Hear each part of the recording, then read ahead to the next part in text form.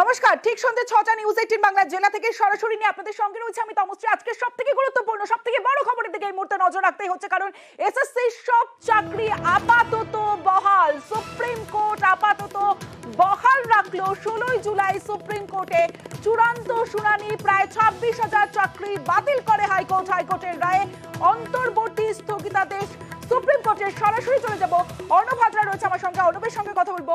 অর্ণব, যে বিষয়টা তোমার কাছে জানতে যাবো, তাহলে যোগ্যদের সঙ্গে অযোগ্যদের চাকরিও বহাল রইল।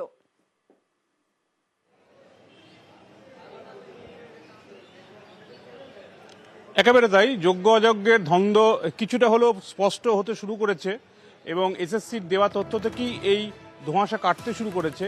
যদিও তালিকা নির্দিষ্টভাবে আদালতের সামনে না থাকা, অযোগ্যদের তালিকা কারা রয়েছে সেই তালিকা নির্দিষ্টভাবে এসএসসির তরফে না থাকা, তাই এই যোগ্য অযোগ্য কারা সেটা আজকের এই দিনভর ম্যারাথন শুনানির পর সুপ্রিম কোর্টের প্রধান বিচারপতির বেঞ্চের পক্ষে সম্ভব হয়নি যোগ্যদের এবং অযোগ্যদের আলাদা করে বার করা এই শুনানির পর।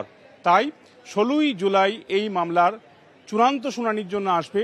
ততদিন পর্যন্ত যে রক্ষা কবচ সুপ্রিম কোর্ট দিয়েছিল বিচারপতি অনিরুদ্ধ বোসের বেঞ্চ ৯ নভেম্বর ২০২৩, অর্থাৎ এই মামলা চলাকালীন কলকাতা হাইকোর্টে মামলা ফেরত পাঠাচ্ছে ৬ মাসের একটা রক্ষা কবচ ছিল যে কারোর আপাতত চাকরি যাবে না। সেই রক্ষা কবচের মেয়াদটাই বাড়ানো হলো। এর অর্থ হলো গ্রুপ ডি, গ্রুপ সি, নবম দশম, একাদশ দ্বাদশে যারা চাকরি করছিলেন তারা আবার স্কুলে ফিরবেন। যিনি ঘন্টা বাজাচ্ছিলেন বা যিনি ক্লার্কের কাজ করছিলেন বা যারা পঠন পাঠনের দায়িত্ব নিয়েছিলেন, যে শিক্ষক শিক্ষিকা প্রত্যেককে।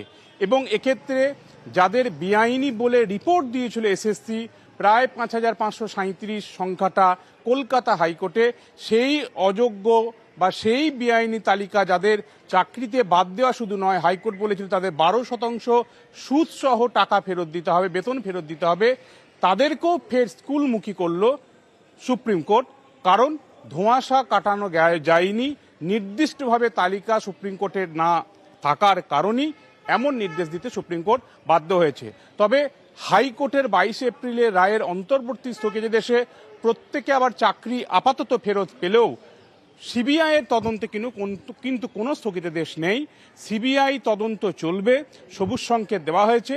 তবে সুপার নিউমেরি অর্থাৎ অতিরিক্ত শূন্যপদ ৬,৮৬১টা যে শূন্যপদ রাজ্য সরকার তৈরি করেছিল, যদিও এই অতিরিক্ত শূন্যপদে একজনাকেও চাকরি দেওয়া হয়নি। তাই এই পদে অতিরিক্ত শূন্যপদের যে তদন্ত, সেই তদন্তে সিবিআই কাউকে আপাতত গ্রেপ্তার করতে পারবে না। সেটা ক্যাবিনেট হতে পারে, মন্ত্রিসভা হতে পারে, সরকারি কোনো আমলা হতে পারে, সরকারি কোনো কর্মী হতে পারে।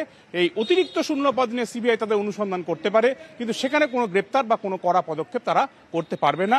এই হলো আজ সুপ্রিম কোর্টের রায়ের নির্যাস। অর্ণব, সঙ্গে থাকো, আমি আসবো তোমার কাছে।